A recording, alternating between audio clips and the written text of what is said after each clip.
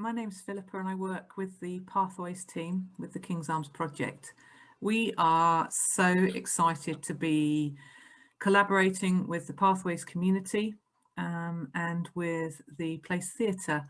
We've invited Pathways community members to be involved in creating their own stories, letters to themselves, maybe in the past, or letters to their future self.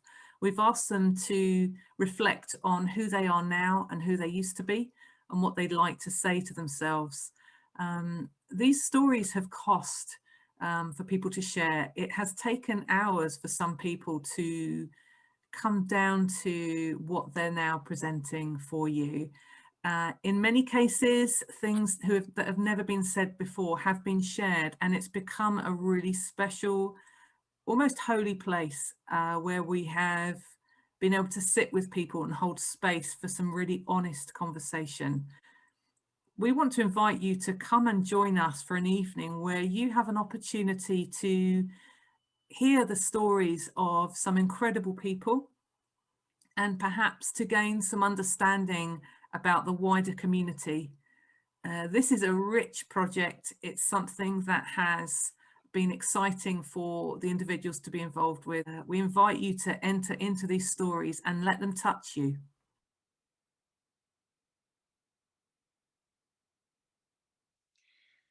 The first piece you're going to hear read this evening is a tough listen. However, there's a real rawness and honesty to it. And we recognise that the self-awareness and the reflection that you can hear coming through the writing, those are often the precursors of hope and change. When Marcellus and Philippa read this piece, Marcellus had a particular way of reflecting on it. He had some thoughts that they then decided between them that they would record, so that you can see now Marcellus reflecting on how he was affected.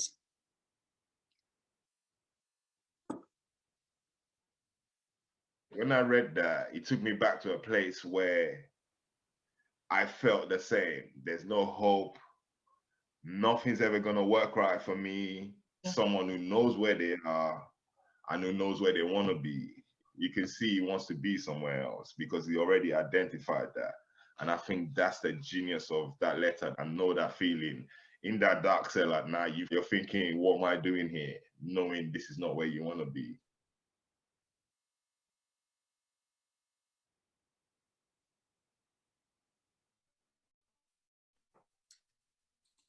This piece is written by Harry to his younger self. What a fool I've been. Such a journey of self-destruction I've been on. I'm writing to you now to warn you that the path you are on is a sad, horrible existence racked with pain. What will become of you is not what you thought. I'm nearly 23 and sitting in a damp cell with the window missing. Hardly on the road to riches we thought we'd be on. No prospects, no future, no hope. Stuck in a vicious circle called the prison system, a revolving door. If only I'd stayed on at school, stayed away from bad people, how much different life would have been. Got a job, would have been closer to family. Now, here I am, 22 years old, starting life again.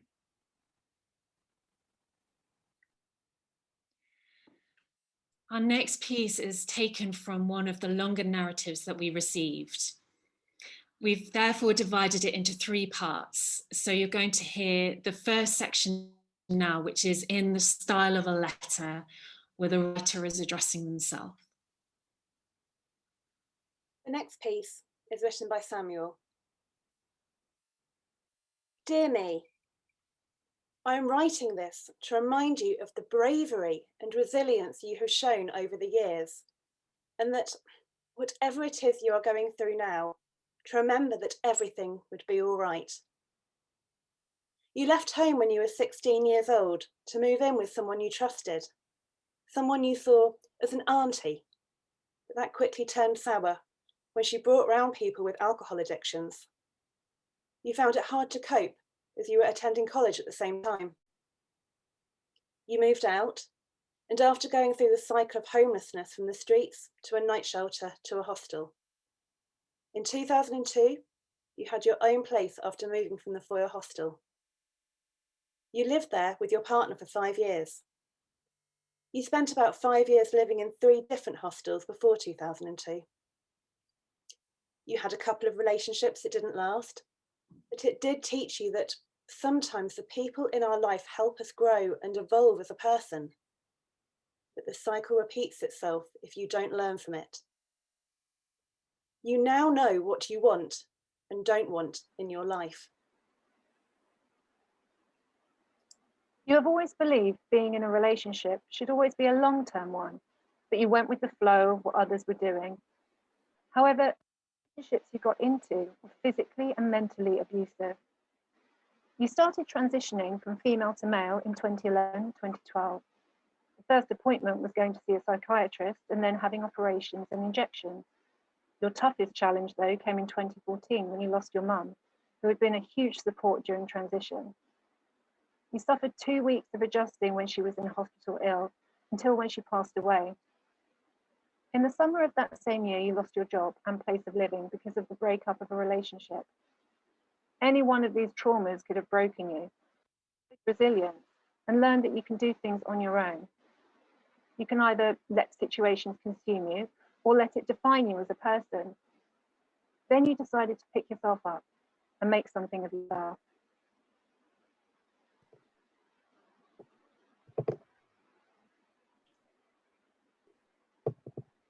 This is the story of Carlos. I'm going to start with a little bit about my past, about what led me to take Class A drugs. This was back in 1994 when I was 19 years old. I was in a relationship with a girl and her brother was a dealer, and we became good friends. He was doing it at the time and introduced me to it, and I tried it and I didn't like how it made me feel. Then about 2 months later, I tried it again, and I liked the feeling of euphoria it gave me, a feeling of that everything around me was good, that all my problems seemed to go away, a feeling of invisibility. I felt more confident to talk, to do things, especially socializing, but along the way, I lost a lot of good friends as it became an addiction. My addiction has lasted 26 years. During this time, I've lost everything, including my family, being in a prison, which led to my deportation from the United States. I came to the UK in 2008, working in the same place for 10 years while still having a habit. I lost interest in working, started doing shoplifting, and eventually I became homeless.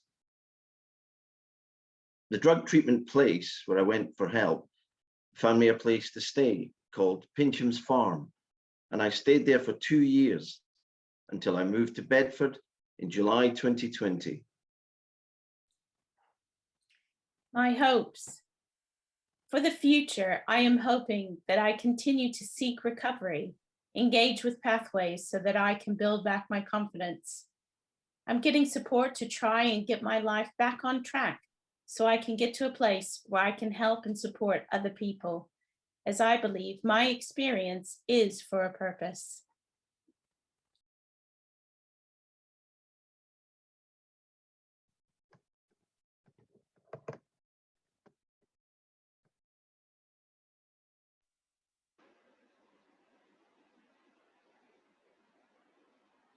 This next piece is written by Phil. It's the end. There's nothing to look forward to, no future is visible, just a long, dark tunnel. The tunnel goes from my house to my work, the place I go each day to feed hope to other people. Yes, I do carry hope, but I give it out in bucket loads. And where can I find more in this long tunnel that only connects my work and my house? But this reminds me of another tunnel I journeyed down once. One I thought would never end unless I ended. Homeless and hopeless, body and mind broken, dreams crushed. Despair had set in long ago, rejected from family, thoughts numbed by drugs. no light at the end, no emergency exit in sight. Yet still I hoped, somewhere inside a longing. And that hope, yet small, was an ember. And that ember began to glow. And I began to trace another path right in front of me. There was a branch in this tunnel, and at that branch was a breeze filtering down from that direction. And as I began to round this corner, a tiny pinprick of daylight, miles off, but still I could tell what it was. So I began to walk towards that pinprick. What if it's dangerous out there? What if I get hurt? I thought to myself, sheltering just a short distance from freedom. But I could hear the voices of children playing nearby, running in the fields a short way off. This was the beginning of a great adventure, just the start. There's so much freedom ahead in those big, wide fields. What I've learned is that as long as I'm still alive, hope is inside somewhere. And that hope, with proper care and attention, can be reignited into something by which we can see properly. Because hope does not disappoint, only hopelessness does. Hopelessness can make us blind and sick of life. And as I remember that past journey, I begin to trace the walls of the tunnel of this lockdown. I begin to define what the future will look like in the direction that I should go. I know that it will be good. And even today, I will be a light in this dark tunnel, one by which the others along my journey from home to work and back again can see. I mentioned earlier that some of our contributors not only wrote their own pieces, but they also were willing to put their voices to them and present them. Some of that is done on video and some will be done actually live this evening. But this is now a video that has been made by Hayden, and this is his piece that he wrote.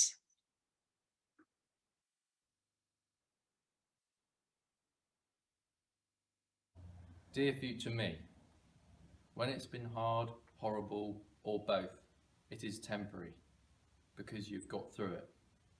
It has, can, and will get tough again. Remember, you will get through it. I am keeping well. I'm remembering to enjoy life, support people, and choose love over hate. I reckon you'll be doing fine. I hope the people around you are well. Remember, it's okay to just be. Be happy, live well for me.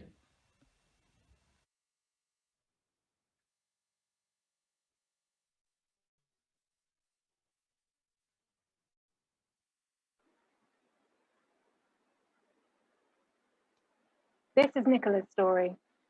My story then to now. My past, where I was before. I went through 3 marriages that didn't work out. Then I met a boy. I was always making bad mistakes with blokes. Getting into rent arrears because of him. He was working and I didn't tell the council, and it got me into a lot of trouble. And then from there, I suffered with depression. Bad depression. Then I decided to give the house up and run away, thinking things would go away. And when I came back, it was still there. I know now that running away just doesn't work. So I was sofa surfing for 2 years, 2 or 3 years. And then when I heard about this place and got help, they got me into a place. And that's when things started to pick up and come better for me. I got working again part-time, and I've not stopped since. I've learned to appreciate what I've got, and I've learned to budget more and just take each day as it comes now.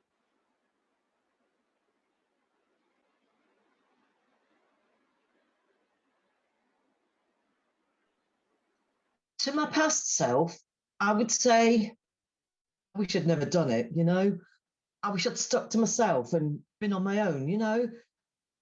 I wish I could turn the clocks back and start all over again. It ain't going to work that way. So now I have realised I'm better off on my own. I've got male friends who come round and see me and then go away. To my future self, oh, well, I just wish I could just keep going, progress more.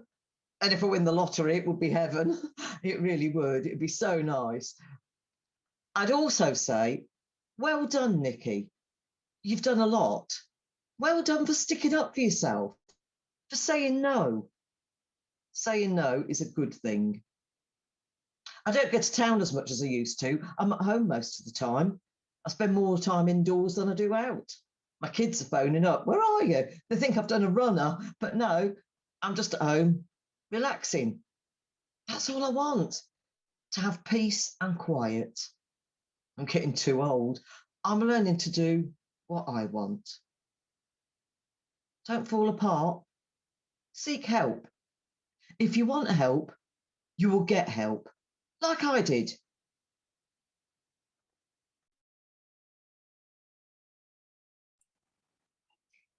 This is part 2 of the story of Samuel. In July 2015, I had my chest surgery, and in that year, I lost 5 people from family and friends. I moved back to Bedford, and I lost my job due to my illness and started claiming benefits.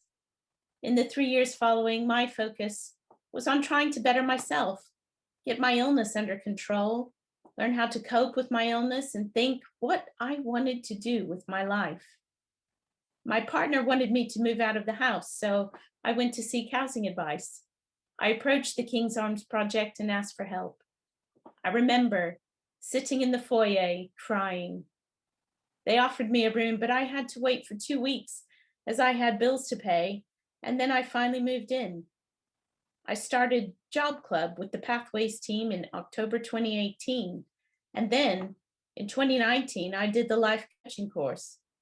This significantly impacted my life as I was aware of myself. I could see inside my box and outside the box and started to learn and understand people. I struggled with feeling abandoned, and I'm still working on it now. I learned about choices and actions, being aware that my actions have consequences. I learned about goal setting and that you are what you think. Now, I feel like I'm going through spiritual awakening. Now my life is looking beautiful. I have my own flat. I also volunteer with Pathways and Bryce Photography, and I'm planning for the future. I did not want to lose the momentum of life coaching, as I feel like I'm in a 5D lifestyle and others are still stuck in 3D.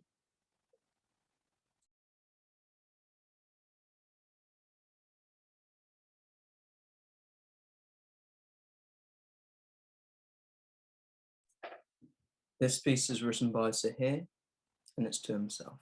Dear me, I'm writing this to let you know how proud I am of you. During the pandemic, through all the adversities, you stayed true to who you are, and that is someone who's full of hope and ambition. It is now February 2021. I'm 29 years old now, and I'm working towards fulfilling my ambitions for you. I'm traveling to Pakistan for 3 months. I know by the time you read this in 5 years' time, you'll be living in a nice house with a beautiful wife and kids running around. Or maybe that's too soon. I hope you would have looked more into plumbing, have skills to create your own business, or work for a well-known and established company. I hope to have traveled to at least 5 or 6 countries in the world by now. You should have done a pilgrimage to Saudi Arabia. This next bit is the hardest, but knowing you, it's possible. I'd love you to be debt-free and have an easy, stress-free life around family and friends, ideally in a hot country. I'm also working towards being physically, mentally, and spiritually sound, as I'm working out, keeping fit, and spending a lot of time with God. I'm not the best I can be right now, but I hope by now you are walking in a positive light, as you never know. Life is too short, and we may not have to turn back to your Creator. I hope and pray, if all this does not happen by the time you're reading this, that you are not disheartened, because remember, if life pushes hard, you push back harder, because that is what you do. That is who you are. You are amazing, Zahir. Well done, and keep well.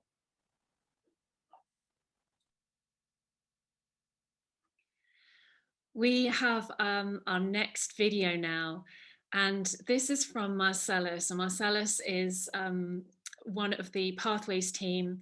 As I mentioned in the introduction, he is one of the team that I've been working closely with to create the ReVerb Project. And he's very courageously reflected as he's been working with others on their pieces, and he has done his own piece of writing, which he then recorded. So we're going to watch that video now.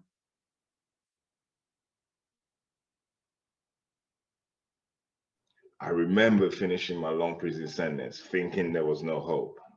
All I could see was darkness ahead of me. I was asking myself, do I go back into what I knew before? But deep down, I knew I wanted change.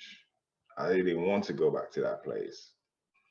Other than being known in the criminal world, I had no true friends. I wanted change. I wanted to get out of what had become a dark place. I didn't know how to. I was very, very low in confidence. I always thought that change was just getting a job. Now I want to say to the person I was then that change is more than getting a job. That change is actually belonging and having a community. You didn't think it would ever be possible, but you will have someone believe in you. And with the willingness to learn, you will know change. Now you work with the Pathways team. You are full of hope. You were a man who had no dreams, no goals, and you wasn't going nowhere. But now you walk differently. Come on. And you see yourself differently. You walk full of hope, and everyone says that you're full of joy. I know you still struggle, but you have so much support around you compared to the past because you're part of a community now that wants the best for you. You thought there was no way out, but I could tell you that you will find yourself again and you will have a good life. My promise to you in the future is that, come on, whatever situation you find yourself in, you will stay strong, keep doing what you're doing. I am so proud of you. And I am sure I will be even more proud of you in 2 years. Because you're amazing, Marcellus. Thank you very much. Smashed it. Done.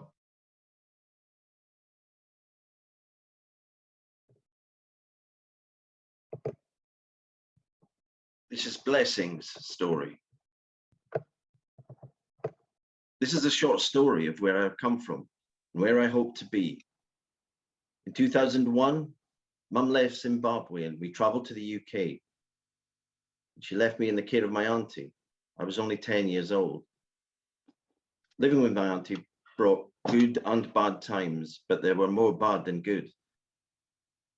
I was abused physically and mentally by my auntie. I have physical scars on my body from the abuse, but the most damaging of all is the mental scars I suffer. I was a slave in my aunt's house. I blamed myself for it. I was emotionally angry at myself and created a barrier between myself and everybody else. I blamed myself for what was happening to me and became insecure in myself. I didn't trust anyone to share my sufferings with. I had no friends and isolated myself when I could. I thought I'd left it all behind me when in 2012 I left Zimbabwe, but my scars followed me. I still don't have many friends. It's difficult because I've got no job. And when we decide to go out for drinks or a meal and I have no money to pay, it makes me feel insecure. So I'd rather not socialise. Due to my mental scars, I continue to limit myself, and this has an effect on me forming lasting relationships. I hope for my past not to define my future. I know there are new beginnings on the other side, hoping to be grateful for what I've achieved, what I am achieving, and what I will achieve. When I look back, I will be really grateful for where I am compared to where I came from. I hope to be married, have kids, have a great career. However, due to my experience, I am aware that things might get tough. But what I say to myself is stay strong, Blessing. You've proven your resilience over and over again, and you will be just fine.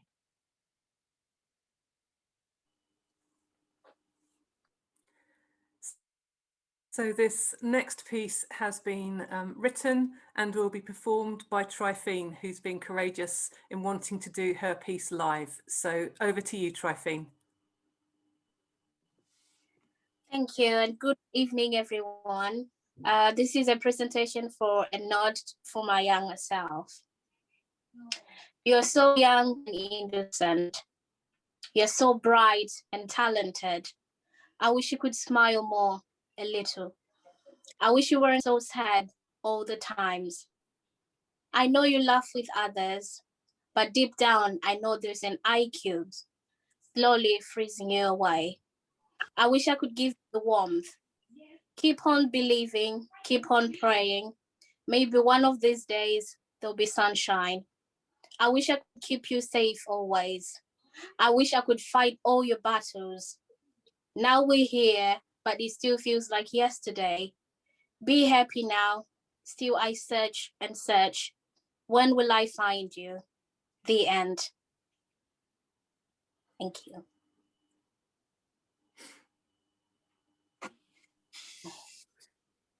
This is Michael's story. When I was younger, I was very depressed. I've never known my real father, and so I looked to my stepdad as my real dad. At work one day, I had a phone call to tell me that my stepdad had collapsed and died. I was very close to him, and I was broken. But I had to try and keep strong for my family. I was still working at the time, but I went downhill. I lost my job at the supermarket. I just didn't care about myself. My mum moved back to Bedford, and shortly after I followed. My mum remarried, but I didn't really get on with him. Things got worse and he threw me out. I ended up living in a hostel. I lived there for about 2 years. My roommate at the time was getting baptised, and he asked me to come to church. I asked him why I would want to go to a church, and he said he wanted me to be there. I went for him. I always thought that church was full of old people with an organ in the corner, but the people in this building were too lively, and I thought, this isn't church. I went back every week after that. I was very friendly with the person I shared my room with. We really got on. When he died from an overdose, I was shattered. And then, about a year later, the manager of the hostel became ill and died. I was really broken inside because Zoe had been like a mother to all of us. I couldn't do anything and just locked myself away in my room for a few days. I was then moved on into my own flat. I got put into one of the worst high-rise flats in Bedford, which was well known for drug use. It was that bad that I ended up in the psychiatric ward in hospital. Then they moved me to the place I am in now. I've experienced a lot of loss. I've been through some hard things, but I would say to myself back then, don't give up on what you were doing. Just carry on, because it has got you to where you are now. And you are very happy with where you are now. You'll be happy in the future. You will get better, but it will just take time. I've now got my own place and somewhere I can call home. I didn't think that would ever happen. I have found strength to keep going.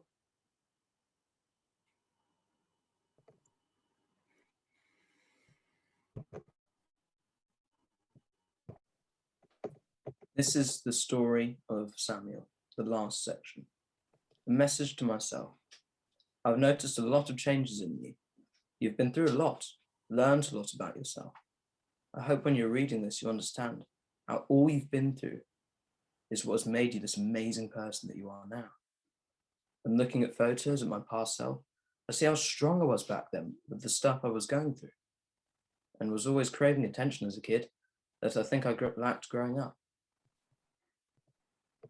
At the end of the day, Samuel, you have been through a lot of trials and tribulations, but do not tarnish everyone with the same brush.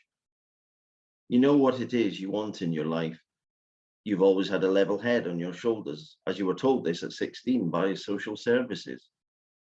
Doing life coaching is what has changed you the most, as you are more open-minded and see the world in a clearer light. You have learned a lot, like unconditional love. Anything is possible and achievable, but do not be consumed by fear or society, because you are your own unique warrior. You, Samuel, are amazing and so brave.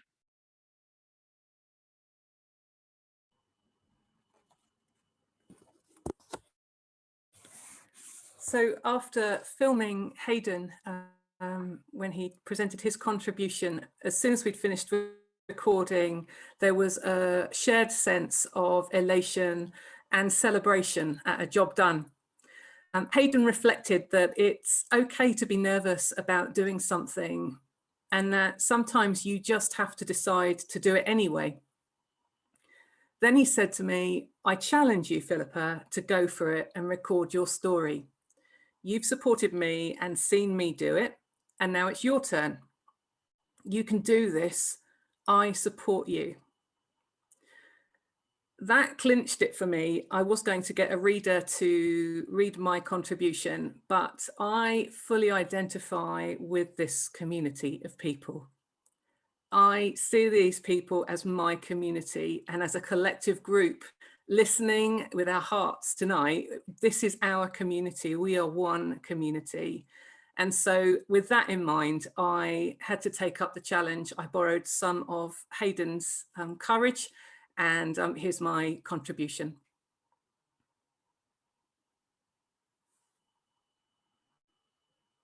A note to my past self. You will make mistakes and you will think that there is no way back. You will think that your heart will stop, that there's no way forward. But you will get through. You will laugh again. You will hope again. And one day in the future, you will learn to walk with the scrapes and the losses and the scars. You will learn that these experiences are a precious part of you. And while you'd never have chosen them, you've grown in spite of them. And you will stop regretting, and you will embrace life. You are not defined by your mistakes. You never were. Your value is not found in the sum of stuff or relationship status. It never was. Someone once said that life shrinks or expands according to one's courage. You made the mistake of thinking that courage had to look the same for everyone. And to my future self, I would say, remember that courage can look different. Courage is sometimes going forward, and sometimes it's staying put.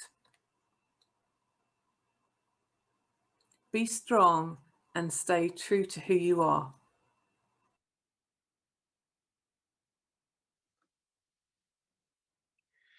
Well, that concludes our collection of writing for this evening. And I would like to thank you very much again for being with us and sharing the experience.